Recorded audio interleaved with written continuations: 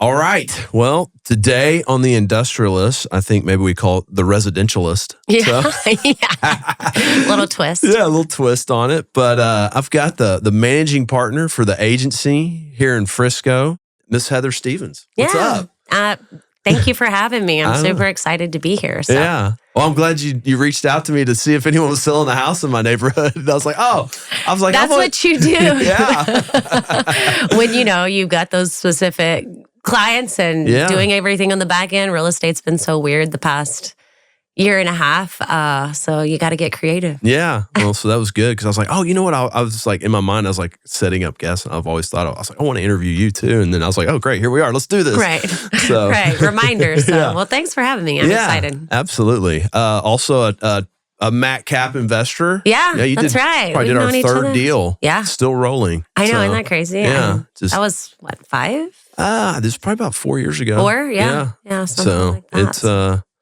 it's approved. They're sending out distributions on it today. All right. I like to see that.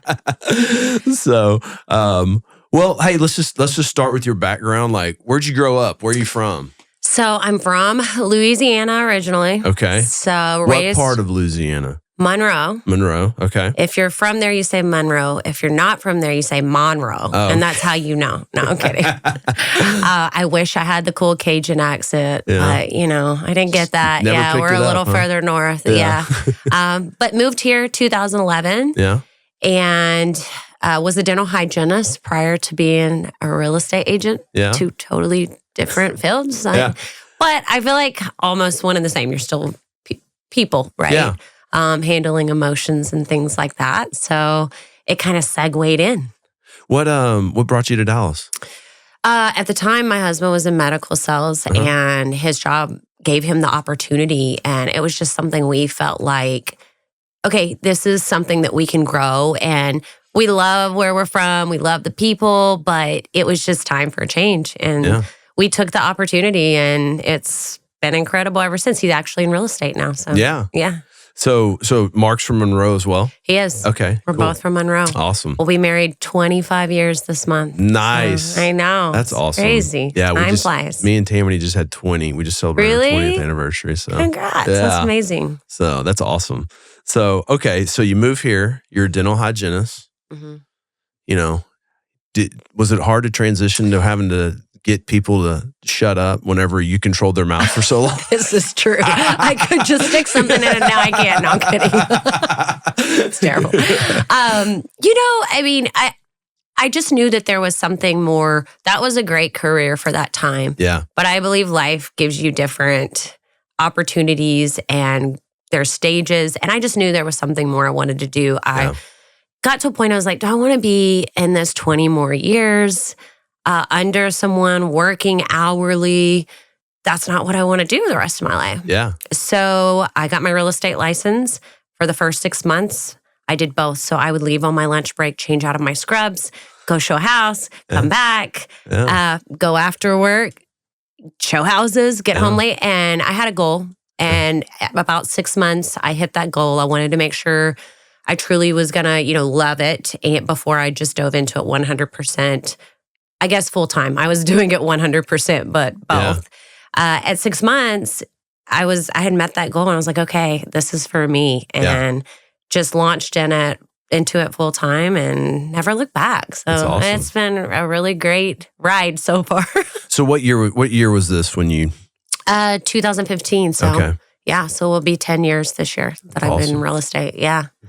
So you're who's the first broker you went to work for? So I was with a small boutique brokerage in Plano. It was called Vevo. They're still around, Vevo Realty. Yeah. I would say probably one of the biggest things, and I tell everyone this that I come in contact with, is like find that person that can mentor you, really like help you and guide you in the beginning. Obviously, you've got to do the work. Yeah. They can't do the work for you, but if you have someone, and I had that person, and still to this day, I saw her last week at an event and I'm like, I always tell everybody about you. Yeah. I appreciate you so much because it just really helped me to get a good grasp on real estate, having that knowledge from someone that had been in it for a long time. Right. No, It's very critical getting in. Like I see a lot of guys on the commercial side that, they end up kind of in, I call it wandering in the desert, right? In their career. And a lot of it stems from, they went to go work for a senior guy who's told them he would train them and then just like vaporized when they got there. And, hey, figure it out, important. And so, that was, I'd worked with my brother forever. So when I started, I was already kind of just into it, but I was already managing a bunch of buildings. So I'd had a lot of reps in that end of it. So, but then, always had that reference to go back to. Yeah. And that's huge, It is. I was interviewing a guy the other day who's at somewhere and he's like, he's 6 months into the business and he's, Well, what do they say? 80% fall out their first year? Oh yeah. No, it's you have to kind of, I think you got to be committed about 3 years for it to really, and now 6 months is when it kind of starts. Yeah. If you do all the things that you're supposed to do. Things, on a 6 daily. months, on a daily, consistently, I think 6 months is when you'll start seeing that happen. And then in 3 years, that's when people are calling you. Yeah. And it's kind of like, okay, they bought a house, they may be selling a house, repeat business, if you're really doing it right. Right. No. And that's probably one of the biggest things I see right now being in a position of having my own brokerage, being a broker, mentoring people, and people come into it and, they're really ready. And I'm like, okay, let's see where they're at in 6 months as to if they're still doing the things. Because sometimes, people don't get that instant gratification of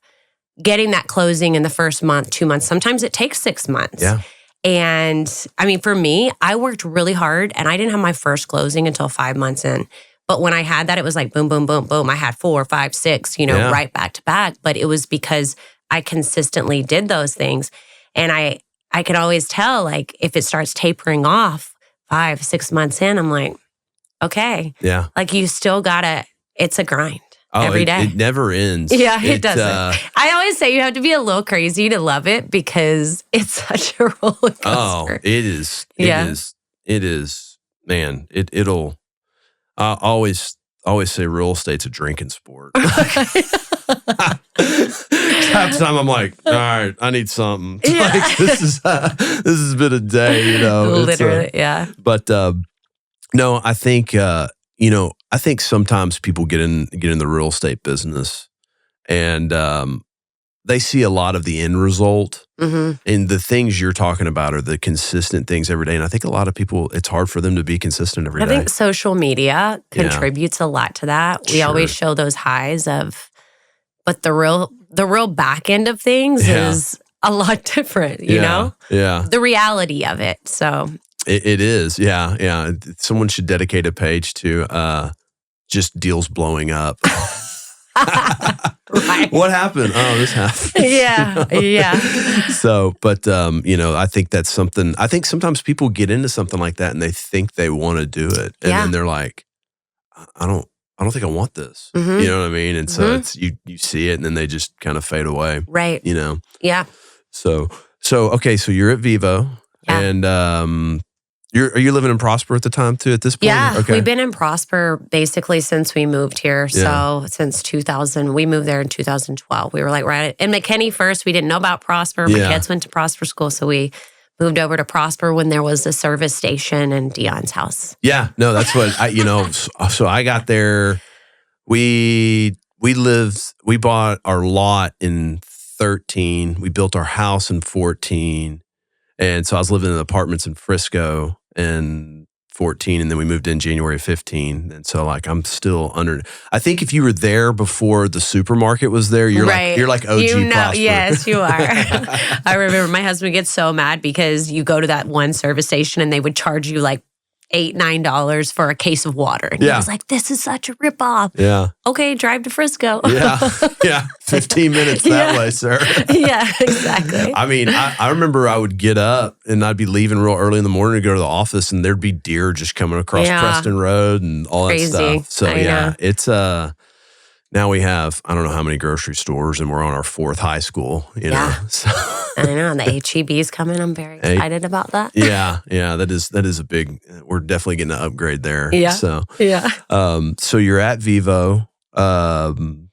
Then did you form Select from Vevo, or did you go anywhere else in between? I did. No, I was at Vevo for 7 years, and then branched out and launched my own small boutique brokerage, and did that for 2.5 years. Yeah. And then last year, well, I guess it was like in September of 2023, I was approached by the agency out of California and looked at, what the brand is and the culture, the collaboration, everything that it was at the time was like aligned with who, I was as a company. And I just started looking and weighing this out, and it just made sense because I could have worked 10 years, 15 years, and my brand recognition would never get to where the agency is. So we're in 12 countries, over 130 locations now. Netflix show.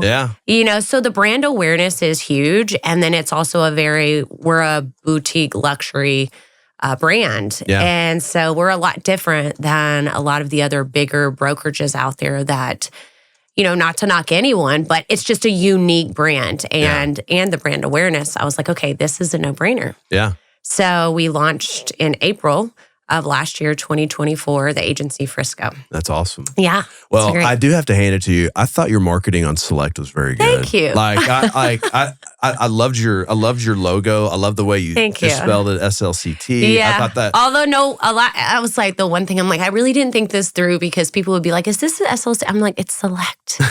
I was like, it's crazy. But I thought your branding was really good. Thank you. And so that was, it was a bittersweet thing, Sure. I'm the type of person, I'm always like, I can do change. Yeah. If it's something that I feel like if a door opens and it's progressing me to another level, I am all about taking opportunities, Yeah. I just think that it's something, if you don't, you may regret it later. I'm like, what's the worst thing that could happen? Be lateral? Right. I mean, it's just the way my brain works. I've taken some shots on some different things too. And I remember one time me and my brother were talking and he goes, hey, have you ever lost on a real estate deal? I go, no. He goes, are we taking enough risk? I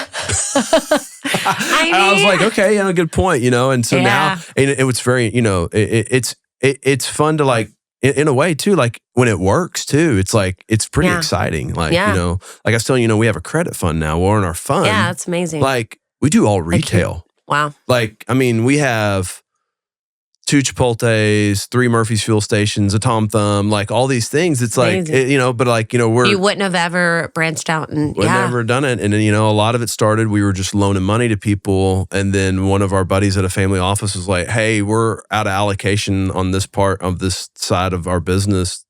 Y'all want to participate? And we're like, cool. So we started doing it with them. Then we're like, okay, we can do this. We can scale this. And the door's open. Yeah. And you did it. I mean, that's awesome. Yeah, Congrats on that. It's fun. It's fun. It's cool. So I just remember like when I saw you announce that you're part of the agency now, I was like, wow, that's I was like, I thought you were rolling pretty hard. You were, obviously you were. I mean, the thing is we were doing great. Yeah. But I'm like, okay, I'm just always like about leveling up. And I've had someone ask me before, when is enough enough? Yeah. Or they're like, when are you happy? And I'm like, well, I can't really answer that. Yeah. I can't say ever. Yeah. Because I'm just the type of person that I always want to grow. Yeah. I always want to learn. Like if there's something that can take me to another level, I don't know. It's just, that's the way I work. Yeah. I feel like at my point in life, there's like nothing I want to like buy or like for me, it's the game. Right. Right. Yeah. I enjoy it. Yeah. Yeah. Same. It's funny. So Will, who you met earlier, we'd had a couple meetings with people and we'd be sitting in the meeting and they go, how big do y'all want to get? I go, I'm good. Yeah. I go, how big does he want to get? And he's like, he grabs me one day. He goes, come here in my office. He's Italian guy. Yeah.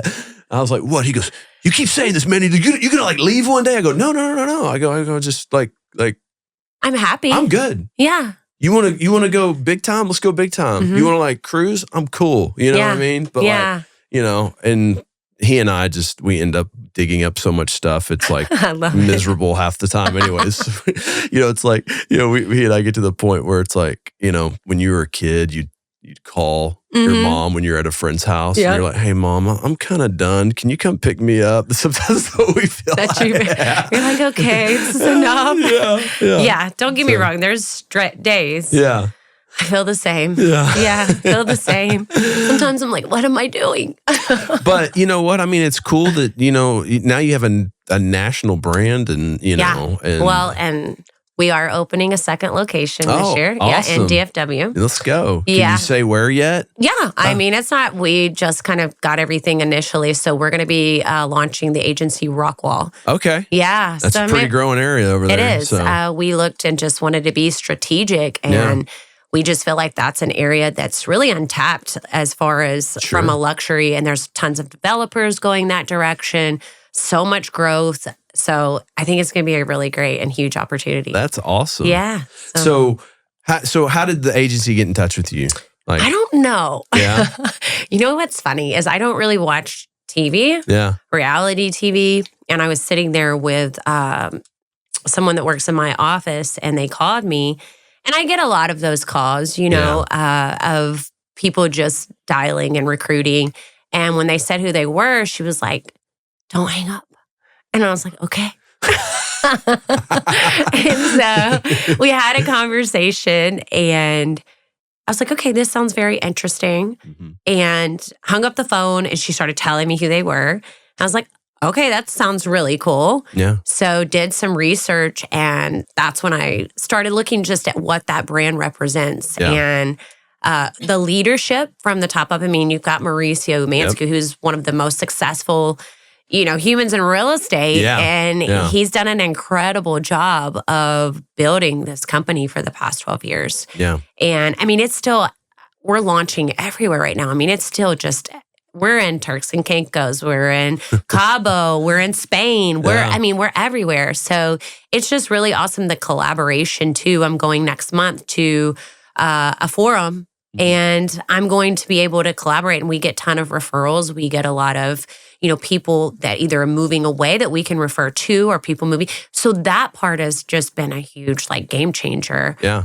In the aspect of taking what we do to a much higher scale. Yeah. So, I bet the inbound is pretty. Yeah. I mean, the day after after we launched the agency, we were getting calls just because we were the agency. Yeah. Yeah. Well, and then, golly, I got to think with the amount of people, the agency started in California, the amount of people they probably have moving out of California, coming to DFW. Yeah. It's probably got some pretty good inbound for you. Yeah, it's pretty awesome. Yeah. That's cool. And we service, our office is in Frisco, but we have agents. We're at 16 agents now. Okay. And they're all over the Metroplex. Yeah. All over Dallas, Fort Worth. So are you brokering a lot more or are you kind of running the office more or, that I have an incredible team. Yeah. I still do real estate. Yeah. I just think that if you're not in it, you lose it. Yeah. And how can you lead people if you're not doing it? Yeah. Obviously that shifts and changes some of your capacity and your time. And mentoring and leading and brokering and all the things. I'm like, this is my compliance hat. This is my real estate hat. But it's all about, I think, time management, structure, systems. And I'm just huge on that. Yeah. And able to keep it all going and organized. Yeah. So I still do. I mean, I have my clients that I've worked with for years and I'm never going to hand them off. Yeah. And I love it. I don't want to get out of the game. Yeah. I mean, that's what I love doing. Well, the handoff's kind of tough. Yeah. It's tough to hand I don't off. try. I mean, I just am so for my people, and I still take on new clients and but especially if you're my people, you're my people. And most of my clients are my friends now. I'll still broker deals here and there. And I got this one client. I was like, hey man, this guy's working on it with me. I go, he's really good. He's going to send you a bunch of stuff. He's very detailed. He sends him everything. The guy put him on there. He goes, dude, this guy will not call me back. I finally called him. I was like, listen, I was like, can you please return his calls? He's like, I was like, okay, I get it. Fine. Yeah, Shit it. that's the hardest thing. So I told him, I was like, you just send me everything and I'll send it to him. Yeah. You can't send it to him with me copied on an email because it's not, psychologically, they just check out. I know. So, And I feel like that's one of the biggest things, even, people, clients that have worked with other people in the past, is the communication. yeah. And to me, I mean, I tell my entire team, I'm like, you have good, bad, nothing. Yeah. Communicate. Yeah. Because that's the perception that people have of real estate agents, is that all we do is open doors and we never call you back. Golly, if you just return your sign calls half the time, you would have business. You'd have so much business. Even calling realtor, when I'm inquiring about a house and I've got a client interest, and I'm like, I can't get this person to call me back. Do you want to sell this house? Yeah. Does your seller know that you don't call people back? Yeah. It's crazy. It is. That's not for everyone. The good ones, the ones that they call you back. But there's a lot. I mean, what do we have? 60,000 real estate agents in DFW. Yeah. And only really the 1%'s doing most of the work. And then you've got these others that are doing 1, 2, 3 deals a year. And it's maybe a part-time job. It's a aunt's house. It's a friend's. And I mean, you just lose that professionalism, and it doesn't help your seller or your buyer. There's several commercial guys like that. Mm-hmm. And, I'm sure. And I'm not, I hold no punches with it. Like, I called a principal the other day. I go, hey, I know your building's for sale because your guy called on my client to try to sell it to him, which whatever, but I go, but your guy is the worst at return. I go, I don't think he's ever returned one of my phone calls ever or an email. And so anyways, I'm just calling you direct because you hired a nitwit, And he's just like, I hate hearing this. You know what I mean? He hates hearing that, right? Because he knows. I'm very if someone would call you on your team, and from your team, it would be just like, it's not good for that person. Yeah, no, it's very easy. To your point, communicate. It's weird. I don't know if I'm just getting older and saying kids these days, but like, don't put us in that. I know. I don't like to think that. But like, I've had numerous situations with guys where I'm like,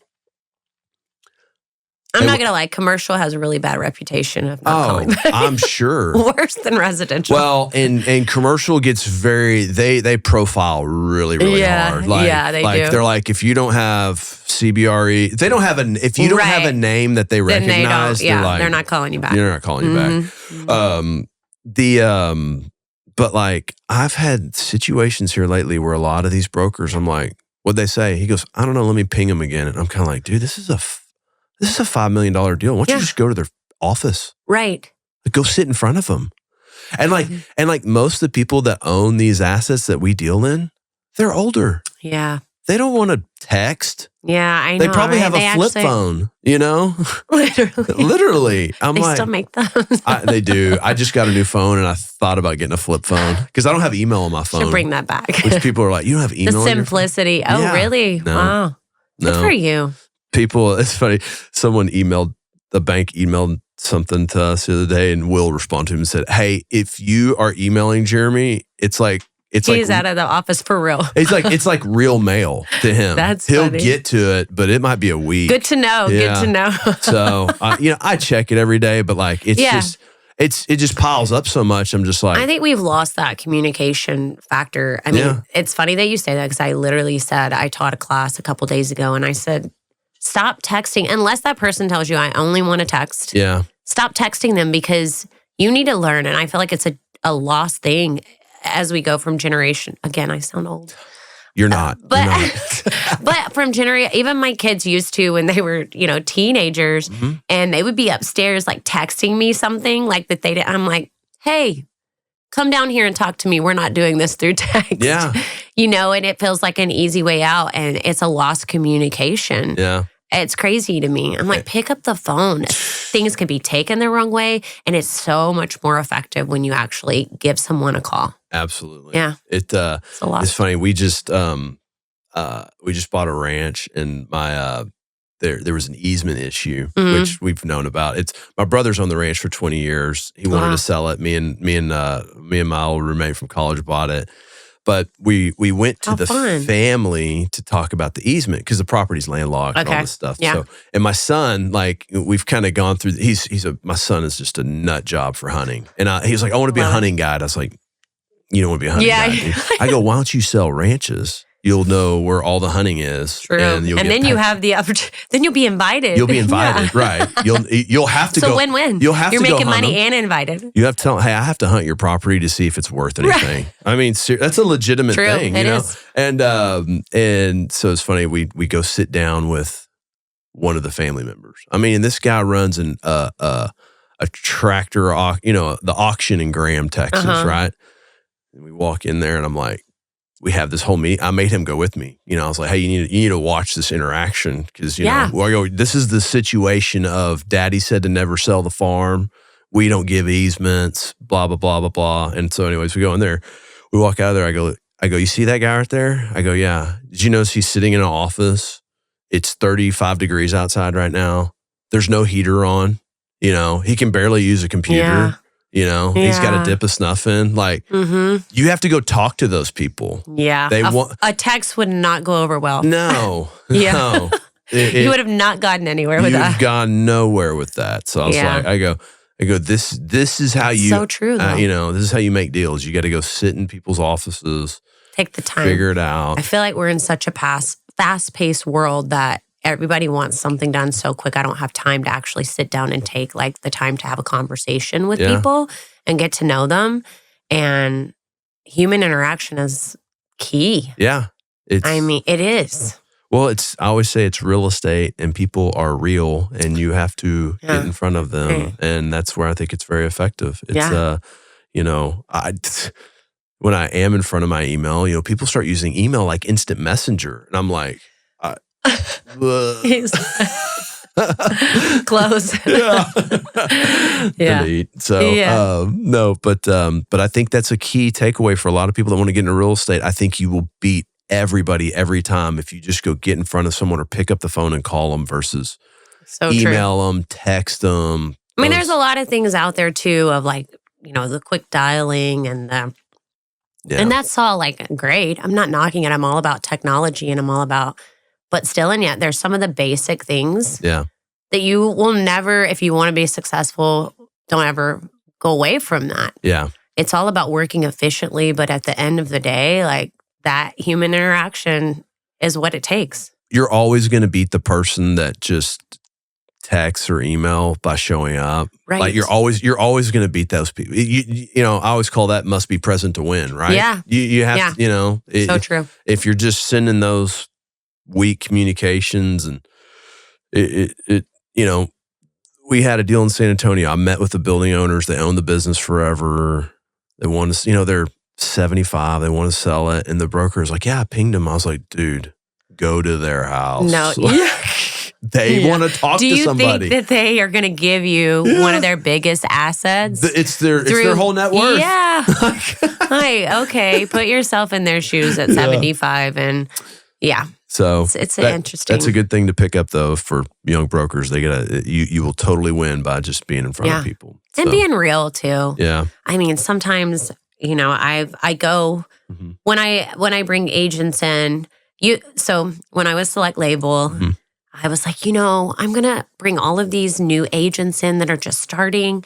And these are going to be my babies, and I'm going to train them, and they are going to be these shining stars. And I had this whole and what I realized through that, yes, there are some really great new agents. I mean, I was just telling you about an 18-year-old, that came on in and wanted to dive into real estate. And I'm like, hey, this is 2 years of internship basically. But there's also, those that we talked about that maybe they don't want to really, they think they do, but they don't. And I learned that I can take all this time and pour into them, but if they don't do the work, and I would go sometimes into these appointments with them and everything was so robotic. Yeah. And I'm like, and then, it's trying to train them this is somebody that's a real human. Yeah. We need to actually have true connection and human interaction with them. Don't look at this as yes, it is a business deal, but at the same time, they've got to relate to you. And if you can't walk into somewhere and relate to someone, you're not going to get very far. No. Since the agency changed the model a little bit, realized that was a lot of time consuming. We're not set up for brand new agents to have that, just 100%. So now I'm looking like for agents that, hey, you've been in the business a little bit, you've done well, but you're ready to like take it to another level. Yeah. And I can help you get there. Yeah. Yeah. Yeah. Lessons learned. Yeah. Yeah. And I mean, look, there's some that really do great and brokerages that bring new agents in and take that time and it's all your business model. Yeah. But for me, I wanted it more than they wanted it sometimes. Yeah. And I'm like, That's not good. Yeah. Yeah. I've seen that too. I've gone on pitches with younger guys and we get there and I'm like, were you prepared for this? yeah. Did you even like, do you know where we are? Did you think about this? Like, was I supposed to do it? And then right. You're like cringing. Yeah. I'm like, oh man. Okay. Maybe we just throw this away and I just talk to this guy and hopefully that works. Yeah. Done that. So, well, let me ask you, when did Mark start working with you? So he got his license initially. Mm-hmm. It was 2021, maybe end of 2020. To basically help me because it was so busy. Yeah. And he was like, listen, I can just help you like open doors and things like that. And then COVID happened. Yeah. And so I guess it was probably 2020. And it was just a time in the medical industry where things got really strange. Yeah. And if you weren't doing the things they required you to do, like all the vaccinations and all these things, or even trying to get into doctors' offices. Yeah. It was just hard. Yeah. But then on the other hand, real estate really took off. It was really crazy. Got white hot. Yeah.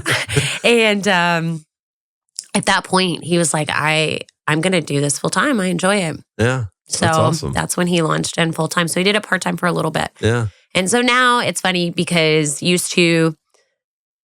sometimes I don't want to hear myself talk at the end of the day because you talk to people all day, right? Yeah. And I would come in and we'd sit down at dinner and he'd be like, are you okay? Is everything all right? I'm like, yeah, I'm just don't want to talk. Now it's funny since he's gotten into real estate, there's been a few times where we sit down at dinner and both of us are very quiet. And then we just laugh. I'm like, you get it now. There's days when I drive home on the toll road. Yeah. The radio's not on. No. I don't even realize. I'm just sitting there in silence. Mm-hmm. That's my piece. I'm like, I never listen to the radio. Yeah. I'm like, either I'm on the phone. Yeah. Yeah. It's, yes, it's a lot of you're giving of your time but it is so rewarding. Yeah. And I meet a lot of really incredible people. Oh, I mean, I get to work with a lot of, and you get to help people. And I always say, don't forget what we're doing at the end of the day. We're helping people. Yeah. We're in the people business. So you better be ready to give of your time and your energy and all those things because that's what we do. Yeah. You've signed up for this. That's right. No, it's, I've always, on the commercial side that I've done, it was always cool because I was helping these people with their business, right? Their business was at an inflection point that was like, hey. Which is huge. Yeah. We're in 25,000 feet. We need to get to 75,000 feet or we got to go do something, And it's cool. It was always cool on that side for me watching how people make money because it's just some of the craziest things. You're like, how did you get into making money doing this? You know? And so it's that hearing the stories and it's pretty cool. It is. But at the end of the day, you are helping people make and that's what I always try to tell younger agents. I'm like, listen, this person is entrusting you with. Right. Probably the largest transaction they're going to do. Mm-hmm. Like this is, someone's home's probably where majority of their net worth is at, right? And then on the commercial side, if they own that building or their business, if they're leasing and moving, that's where majority of their net worth is at. Right. So they have selected you to help them make one of the largest decisions in their life. You. Yes. Yeah. So don't take it for granted. Act accordingly. Yeah. You know what I mean? Like it's serious. Like this is serious. And then I always remind them. And then remember what you're asking to be paid to do this. Right. It's a lot of money. Yeah. You know what I mean? Yeah. So earn it. This is a serious thing. Know your value. Yep. But then also live up to it. Yeah. Deliver it. Yeah. So yeah. So that's I think that's another great point that, you're handling something big for them. Yeah. So, But you're right. You get to meet some really cool people too. So it's a lot of fun. Most of my clients become my friends too. Yeah. I mean, it's just the way it is. Yeah. Because you get to know them, you get to know their kids, their history, their family. Yeah. You spend a lot of time with them. It's a real estate transaction is a very intimate experience. It is. I mean, it's like sometimes you get to know them more than what you really want. It's very true. And their emotions, I've had some of the most incredible clients be in an intense moment and call me and say not so nice things. Yeah. And I know I've done what I'm supposed to do. I get that you're right now in a very emotional, and I don't say things back. I take it sometimes, unless it's obviously to a point of, but they're upset about it. It's not, I don't take it personal, should I say. And then I get a call a little bit later. I'm sorry. Yeah. I'm like, it's okay. I understand that you're going through something that's very, sometimes it's financial situations where they need that money. They're at a place in life that they need to, sell because of financial stress. Yeah. Marital stress, whatever that is, death in the family. And to be a part of that, we've got to be able to navigate and deal with emotions. Mm-hmm. And sometimes just suck it up and don't talk back. Yeah. And let them vent a little bit. Yeah. And then obviously in a respectable way. But the majority of the time I know that person and I know they don't mean it. And they're going to call me back and be like, Heather, I didn't mean any of that. I'm really sorry. And I'm like, it's okay. I get it. Yeah. No, it's a very emotional decision that people, are going through. Well, even I feel like on the commercial side, it's different than residential in that way. But you guys deal with a lot of like... Yeah, it's you and I were talking about this earlier. And I think this bleeds through to both sides. But like sometimes I think sometimes people get into a real estate deal and they think it's their time to shine. They're like, this is my time. There's something sexy about real estate to everyone, right? And they want to win. And they're like, this is my time. Mm-hmm. And it's like, but the goal is to get your business a building. Yeah. Right. Like, do you really love this house or do you want to lose it over $5,000 on a 30-year loan? Right. Like, is this where you see your family going? Right. Like, yeah. Is it worth it? Yeah. Let's do some math real quick. Right. Yeah. Right. Yeah. And I think that's also what separates you from being a good, and what you do in your industry, commercial, residential, of like being able to navigate and talk through and help them to process that. Yeah. Versus somebody being like, okay, let's think this through. Like, I have somebody recently that, they're not living in the house. Obviously, if you're not living in it, it hasn't sold, you're losing money every month. And we get this offer, and then we get two offers, and one's like a contingent a few months out, and one's now. And I'm like, okay, let's weigh this out. What are you spending a month to wait 2 months for a little bit higher offer when really you're losing? And when I talked that logic through them, they were like, you're right. That makes total sense. Yeah. It's not just about seeing that number on paper, but like what makes sense for you. Well, and I think when you do that for people, I think a lot of times people would, me as a broker and, we do math all day long. Right. Like in your mind, you're like, oh, this is you just do it this way. But they need to hear it. Yeah. They need to hear it from someone, because don't assume that they thought that. Right. And, so true. Because these are business owners. These are CEOs of companies, but still they don't do this real estate thing day in and day out. Well, back to it. They hired you to do this for them. So that's part of bringing that value. Mm-hmm. It's like, hey, here's the real financial analysis of this. Yeah, I know the purchase price that the sale price you're getting isn't as high, but here's the real economics, right? This is the winning part, right? Your risk, your reward. Yeah. Like that's what I'm here to show you. And then ultimately you make the decision. Right. So residential's, I don't know if this is interesting, the NAR ruling. Has that been challenging, or did everybody just kind of blow right past it and back to business as usual? I think it's been challenging for some. Yeah. I was ahead of the game with our team, and we were doing training like 6-8 months before. Yeah. And I've always required these things like buyer rep agreements. That's something I've always required in our brokerage. But a lot of people weren't trained on it. They don't know how to navigate and have the conversation. And again, it comes to people not knowing how to talk and conversate. And so for us, like I really actually like it because it's full transparency. Mm-hmm. up front, if someone's not serious enough to commit and work with you, then you're not wasting your time either. Because unfortunately, there are those people. You like to think everyone is really committed and good. You mean you've been ran around on a real estate transaction before? Never. I know. We've all been that young agent. You're always, if you're hungry for the business. But I do feel like this has really been an adjustment in the fact of like those who are really, serious about working with you and committing. Mm-hmm. And it's all about how you approach it and how you say it and you translate it. And that's really what I've driven into our team and we have role play. We do role. They hate it. They hate it so much. But I'm like, guess what time it is, guys? Yeah. You guys all want to go to the bathroom right now during the meeting, but it's not happening.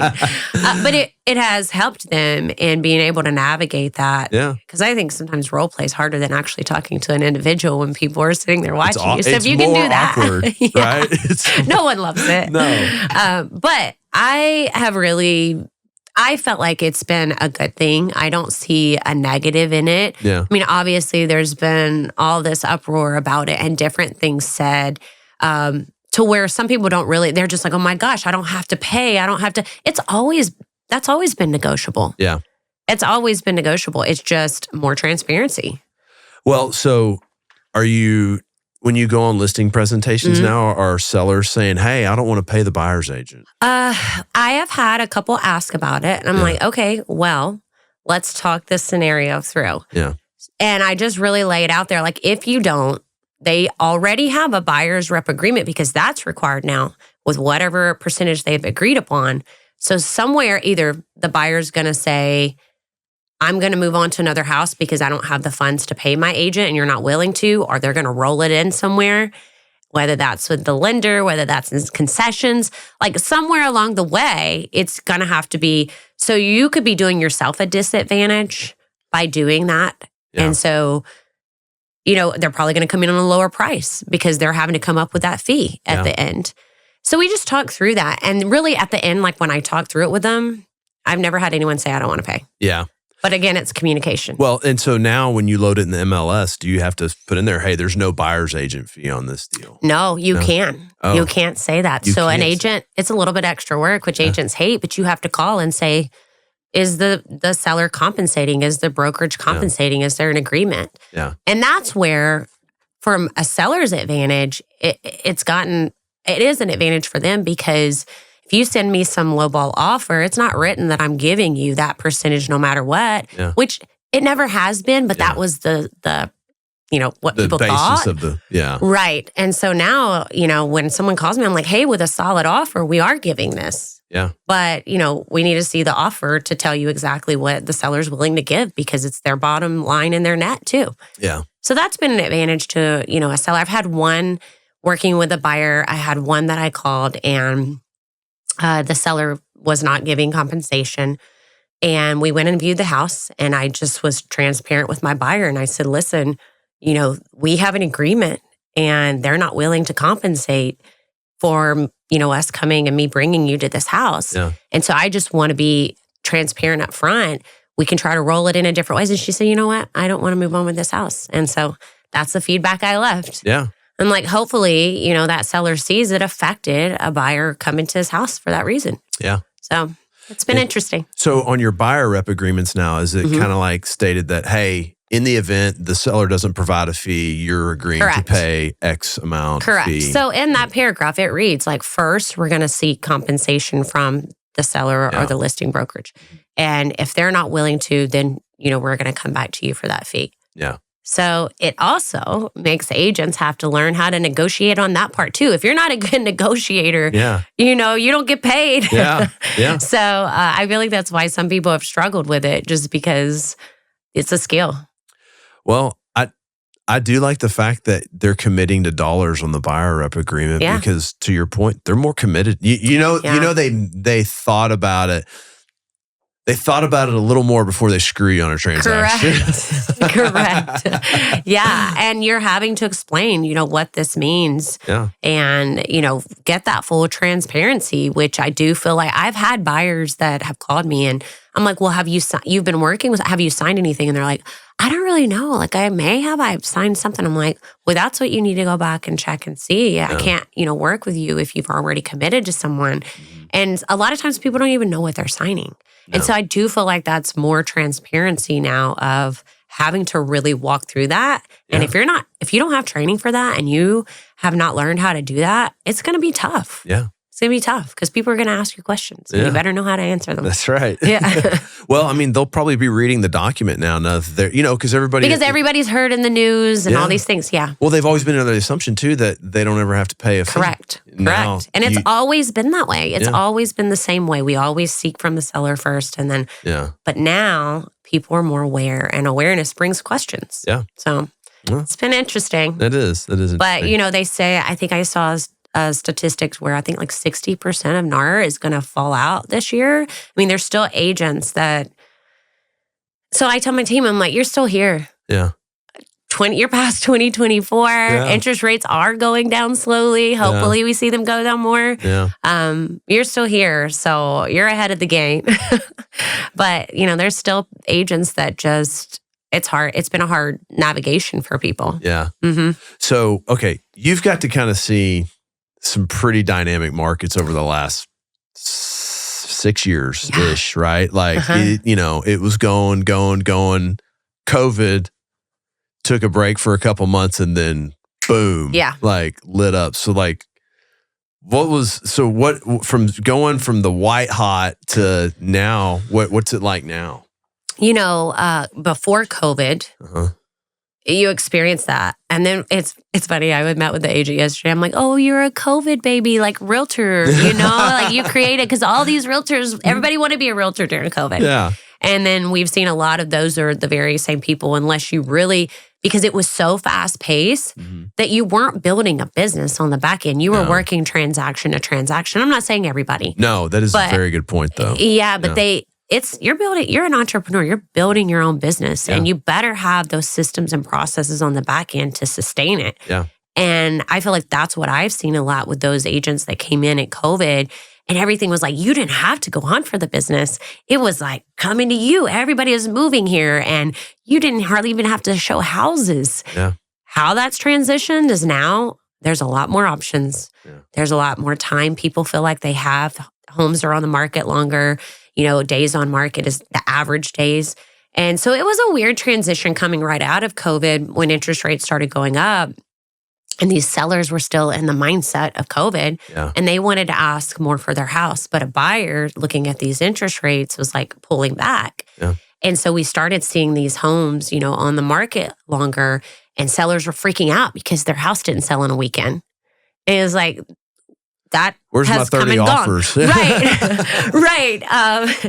So it's been unique and watching kind of this post-COVID process of everybody having to adjust from a buyer and a seller standpoint and agents. Yeah. Because we were so used to things going fast-paced, which I luckily was in it before and knew what it really took to still build a business. Mm-hmm. And I did that throughout. As to those that didn't, they've had to kind of regroup and relearn because they didn't have anything set up on the back end. So that's been an interesting take to watch. And now I feel like we're getting to a point that buyers are in that reality that we probably won't ever see 2.9 again in their life.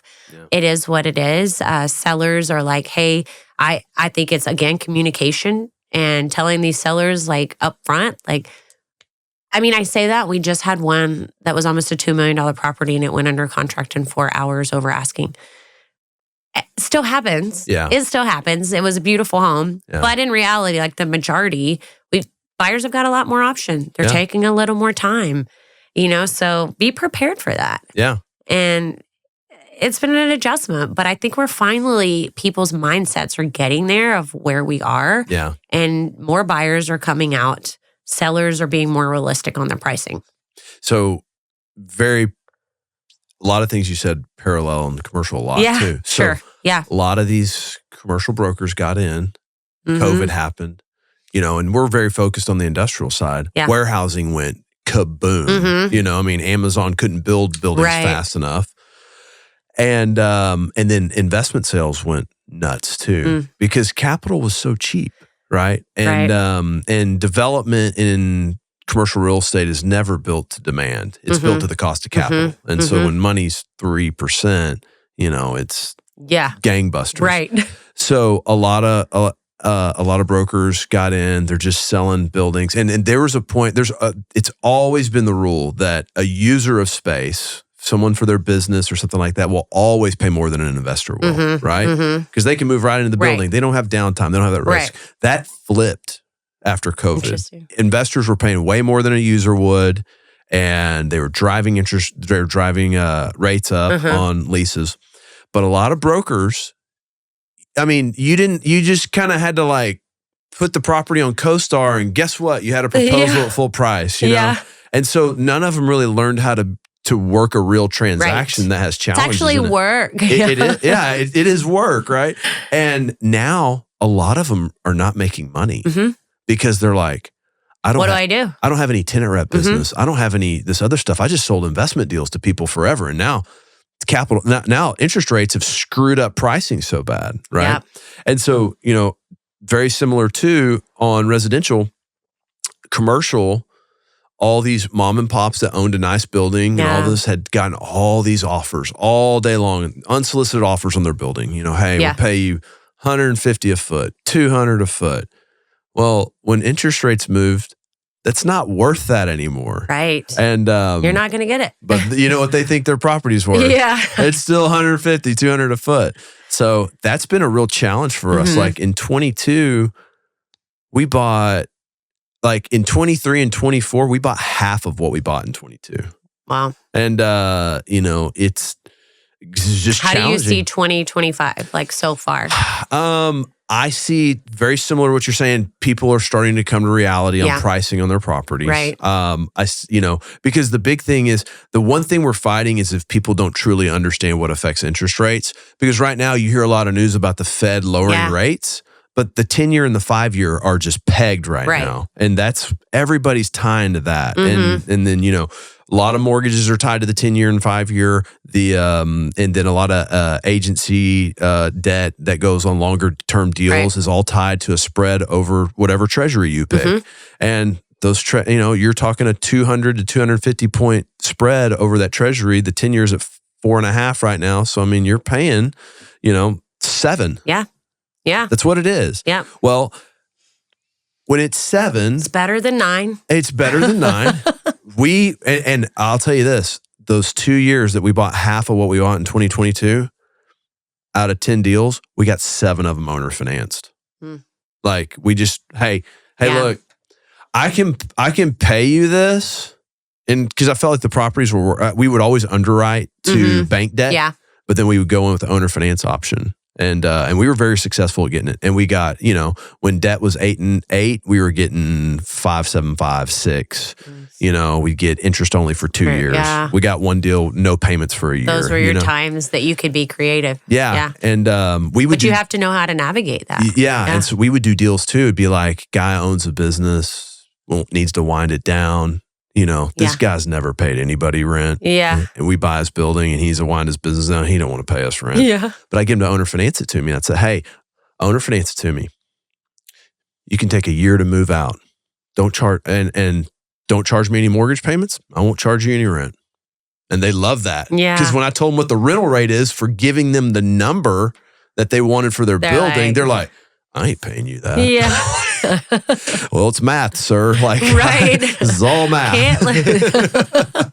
So true. But I do see, like, we just got a really large deal agreed to, and man, I really thought they were. And the way this transaction started off with one building is turned to 3 now, and but the first building I thought we had agreed to a deal. Then they're like, oh, we've got other, it's worth more. I just said, you know what? They can have it. Yeah.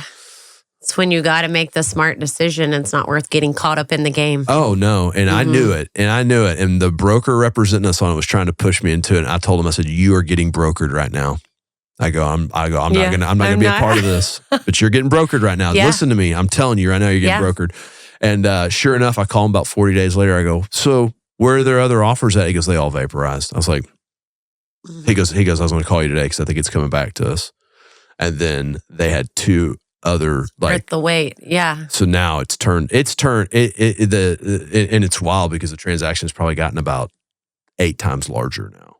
So it's turned out really well, but like the seller needed to go through that to understand, to ground them a little bit and be like, this guy was actually pretty reasonable with what he offered. Right. And so I think that's sometimes happening. It takes time for people to. Well, you've probably had clients, lose a deal. Oh yeah. They make the next one, don't they? They do. They don't and screw I the have next sellers that, they want to come in at, and I can show you the numbers all day long, but in their mind. Yeah. And sometimes I have to be a little patient and navigating that. Yeah. And let that time go where they see, okay, I'm not going to get this for my house. Yeah. Yeah. It's a waiting game sometimes. It is. It is, but that's why you got to have a business built. That's why, to your point, like people that were just doing transactions now, they need to know how to navigate those conversations and just. Yeah, I always say I want obviously to help you make the most money, but I'm not just going to tell you what you want to hear. Yeah. It doesn't work. I've learned at the end of the day, it doesn't benefit me or them because they're upset and then we haven't sold the house still. Well, and then what happens is the next real estate agent will make the deal. Yeah, because they'll come in and do it lower. Yeah. They're going to fire you, and then they're gonna listen to what you probably told them halfway through the listing. Hey, we need to lower to this. No. Yeah. Then they're going to lower it to that with the next person. I know. And you're like, but that's what I said. We've all been there, I mean, you can only do so much. But. Yeah. So, well, tell me about the Frisco area up here. I know you're pretty embedded in it. Like, I feel like it's still pretty jiving up here. Oh, man. Well, we sold our house. We built a house in Salina almost 2 years ago. May will be 2 years. And everything is just moving so far, just north. Yeah. And I think the one thing that we've had going for us and living where we live in DFW is even through all of this craziness with the economy, things are still moving and going, maybe on a little bit slower pace than it was during COVID, but things are still moving. Yeah. And things are still coming, corporations and businesses. And so you've got the fields that's developing. You've got all of that development along 380 and the toll. And then the tollway extending. I mean, you've got that huge golf course community coming out in Salina that's going to be the largest community in Texas is what they're saying. It's got a private golf course on it. Yeah. I think it's like 7,000 homes or something like that. So it's pretty crazy to watch. And I'm part of the Salina Chamber because I know the growth that's coming there. So from Frisco to Prosper to Salina, it's all just continuously. I mean, it's hard sometimes to keep up with all the development because you try to read and stay on top of it and go to the chamber meetings, but it's just so much popping up, which is great for us being in the real estate industry because, we're still able to thrive and do businesses to where there are some other states and parts that just don't have what we have, economically. Yeah. So. No,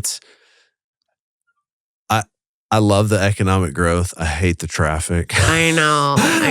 We leased this building year and a half ago. It was a 25-minute drive. It's now a 40 to 50-minute drive for me. I'm like... Yeah, remember when it was like you could get anywhere in DFW in 30 minutes and now it's like 50. It's 45. Yeah, 45, 50. Yeah. I mean, it is. And what I heard a statistic about, I think DFW is supposed to be the largest population of the states, and I think it's 2036. Oh, we're going to be LA. We're going to be Southern California. Yeah. Hope you are prepared for an hour. No, I'm kidding. Yeah. No, it is. Yeah. It is insane. It's wild.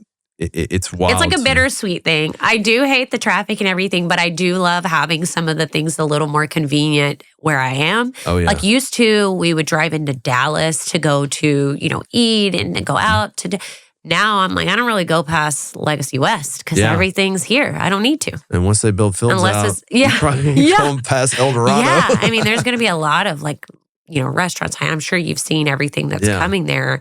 It's going to be incredible. I watched the video for I guess the Fields version of Legacy West. Mm-hmm. It's like crazy, 5 times larger. I know. Like I was watching the video and it's like a drone flying down the street. I was like, when does it get to the end? Right. That's what I tell people when they're like, I'm waiting. I'm like, listen, if you were going to buy in this area, the average price point now for Prosper is like $850,000. Oh my gosh. That's average.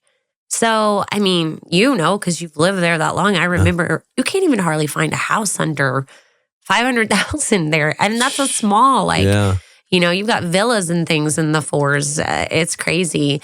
So I'm like, don't wait. Don't wait. Yeah. Like, it's not worth that 1-2% interest rate to wait, and miss out because things are just rapidly increasing and growing.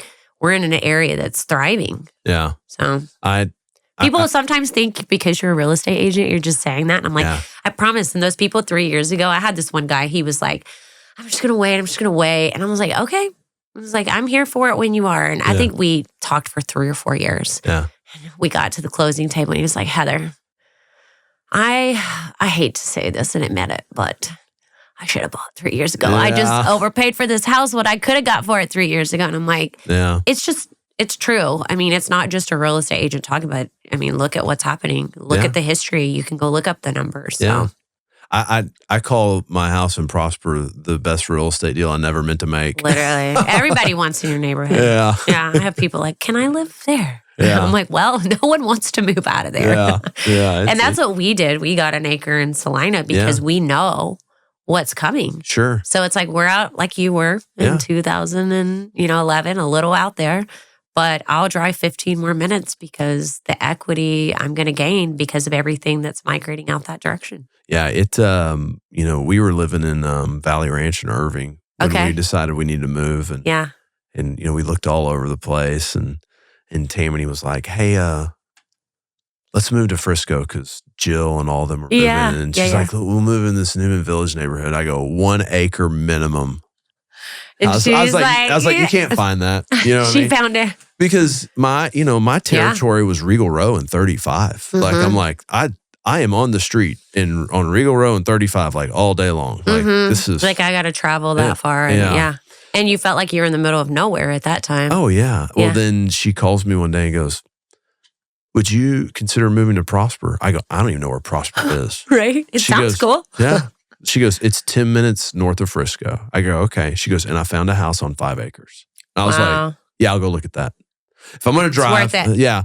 And so it was in that neighborhood that's right next door on the other side of the equestrian center of mine. That's like, it'd like be a cool neighborhood if they had an HOA. Yeah. I know what you're talking about. And so I looked at that house and all the other houses around it. It looked very West Texas to me, like a couple broken down cars and stuff. And, but then we drove around and I found that lot and I just walked back to the lake and I was like, I can get all of this and all of that I don't have to maintain. Crazy. And I was like, no brainer. Pretty cool. Let's try it. So, and you definitely can't get that anymore. Oh, no. I mean, they don't even build that anymore out there. It's not a. That's what I tell everybody. I'm like, if you want land now and you don't want to pay, I mean, you really can't find just land in Prosper, but for a house, you need to go 10, 15 minutes further north right now. Yeah. And eventually it'll be Gunner. Yeah. Yep. Everybody used to tell us, you guys live in Oklahoma. Oh, yeah. I'm like, we keep getting closer to it. So there's a broker I worked with, a really successful broker. And when I bought my lot in Prosper, he came into my office and he goes, you're going to mess your production up. You're too far away. And I was like, well, I'm doing it. And it's funny. He left our company and went to another firm who's in downtown and you have to get on 2 elevators to get to their floor. And I go, so you might have about the same drive that I do now. Yeah. You're like, you're going to mess your production up. But I mean, he was serious. He like walked in my office. He goes, if you do this, you're going to screw your production up. And I was like, man, I'll figure it out. Yeah. So, it's just a part of life. Yeah. It's funny. My family comes here and they're all in a smaller town and they're like, you guys have to drive everywhere. But we're just, you get used to it. I mean, it's really not that bad when you hear people coming from California and the time that they spend in the car. Yeah. I mean, it's like, unbelievable. It's not bad. We go to Lubbock a lot and my buddies out there, it's funny. We went to a football game and a buddy of mine that is out there, Tammany texted him and goes, hey, where should we go to dinner tonight? He goes, well, where are you staying at? I don't want to send you too far. I'm like, dude, it's Lubbock. Like, it can't be that far. Like, it's 10 or 15 minutes in one direction. Yeah. But that's how they think, right? Because that's what they're used to. They're like, oh, man, I got to drive 10 minutes? Right. Like, And we're like, 10 minutes, that's easy. I just got to like the second stoplight. I know. I'm like, Preston Road is, it's fun. It's a good time. So, well, maybe you already said on this, but what are you working on this year that you're most excited about? Yeah, I think the launch of the new office. So that's going to be super exciting. Just gearing that up. We're also growing the team strategically. I always say it's not quality. It's not quantity, it's quality. Yeah. I want to find the right fit to keep the culture we have. And other than that, I feel like, so it's funny because my kids, now we're empty nesters. Yeah. So my daughter's at OU. And when she went to college, I went into the office and I said, I'm so sorry, but I'm all yours. Like, I know you guys are going to really get sick of me now. Oh, yeah. I love work. I love what I do. And so I feel like this year, that is my goal, to grow strategically in the Frisco office. Not too fast, but with the right people that's going to help, grow the team as it should. And then also work on getting, our goal is by summer, if not sooner, but we, by the end of the year for sure, we'll launch the Rockwall office. So that's cool. Yeah. So that's awesome. It's a lot going on. It is. Yeah. It is a lot. I don't sleep a lot. So well, you're an empty nester. You can just work all the time. I know. That's what I know. So my brother's like that now too. It's like, he was gone like forever. Like they lived in Florida for a while and all this stuff. And then his kids are going to school out there. And then, now they're in college and he's just like, works all the time. Yeah. I'm like, it's probably gonna be me. I was telling Will, I was like, I could go, man, my kids are in that, twilight time of like, this is, I'm on that stretch. I go, I'll tell you what, man, about 5 years, I'm going to be ready to go hard in the paint because I'm not going to have anything else to do. I know. Well, you do. It was such I did go through like a whole mental, because you're so used to, giving all of it. It basically revolves. You like to think you're the boss, but what I realized is that I was not. Yeah. They were telling me what to do. Yeah. Oh, and then you go from like, prepare, okay, we got to get dinner for the family. And then it's a complete shift. Yeah. And you're like, okay, I don't have anyone that actually just needs me. Like, it's weird. Yeah. And you go through this whole shift and then she comes home now and we're like, oh shoot, we forgot to ask her what she wants for dinner. We're like, we forgot we have a kid at home now. Yeah. So it's funny how it shifts and changes, but it's a good season. Like, I love it. Yeah. It's a whole different, like, your kids grow up and it's a bittersweet, but it's also a good season in life. They're, grown-ups. Yeah. Consider grown-ups. Yeah. Yeah. And it's just a different time, but I love it. Yeah. No, I see myself totally hammering down whenever it's like, I'm like, all right, more real estate deals. Yeah. I'm like, what am I going to do? I'm going to work. So, well, I always like to ask this question. Okay. What is something about you that most people don't know? I don't know if most people don't know this. I do sing. Okay. Yeah, I've been singing since I was like 5. Okay. I tried out for American Idol. I went through you did? Yeah. I didn't know that. Yeah. That's cool. I do sing at my church still now, but I have a background of just musical family, talented family. And so I guess that's one thing I don't really like put it out there a lot, but I do sing. That's awesome. Yeah. I enjoy it. It's fun. I sing a lot too. So. Yeah, that's right. Yeah. We need to get together, do a whole band thing, bring it back. I'm an empty nester and I got plenty of time. Yeah, that's what, it's like, Megan Lucky. Like, oh, yeah. I play with her. Me and her play together. Nice. I mean, I didn't realize that. We start practicing and then it's like, yeah, you're like life gets in the way and stuff. I know. So, but yeah, no, it's That's fun. Cool. It's fun to have music as an outlet. Like it is, it's which is funny because you say you don't listen to music in the car. Neither do I. Like I love music, but it's funny because people ask me if I've heard this song and I'm like, I don't really listen to the radio. No. So we end up playing a lot of I guess like country music type stuff, and I don't listen to country music. Really? Everybody assumes I do. But like, because Megan's country, right? Yeah, she sings country. Yeah. She does. I just end up playing it because that's what people will listen to. Like, if you wanted to listen to what was on my playlist, like I pretty much listen to anything. Yeah, you wouldn't listen to Meshuggah, and that's what I listen to a lot of. but like, it's funny. I'll just be like, well, like we've had rehearsals this week because we have a couple shows coming up and stuff, and I was just like, I was like, I've never heard this song. Can you play it for 2 seconds? Okay, cool. Got it. I'm like, it's like 4 chords. You still got it. It's still in you. Yeah. So it's country music's pretty easy to me. So it's fun. It's like, okay, that's a cool song, you know. I've been back in my country era right now. Like I kind of swing. I'll listen to different genres at different times. And right now I'm going full, but I like old school country. Yeah. I love Chris Stapleton, but like Travis Tritt, like some of the older school. And my daughter, she sings as well, and she loves like old music. I mean, she's like an old soul, and I love that about her. So I try to introduce her to all of this old, you know. Actually, she probably introduces me sometimes. Well, you know, so my kids are in the, like my son, like it's fun. I played like a private party in Prosper one time. Really? And at the end of it, my son got up and we played 5 songs together, and he sang them all. You know? He sings. Yeah, That's he'll sing them. But like his musical choices are all mine. Really? Because they don't really have any new artists. I know. You know what I mean? My husband says that all the time. He's like, think about in the 90s, you can go from any genre and you've got incredible artists. Mm-hmm. Not to knock anybody now, and maybe that's why I'm old, but it's different. You're not old. We're not old. It's different. It's different. You know, I don't feel like it's a whole, just the level of. Well, just from the rock and roll perspective, back in 91, you know, within 6 months, Guns N' Roses released Use Your Illusion 1 and 2. Metallica released the Black Album. Soundgarden released Bad Motorfinger. Pearl Jam released 10. Red Hot Chili Peppers released Blood Sugar Sex Magic. I mean, like you're talking all about in a matter of 6 months, which are iconic.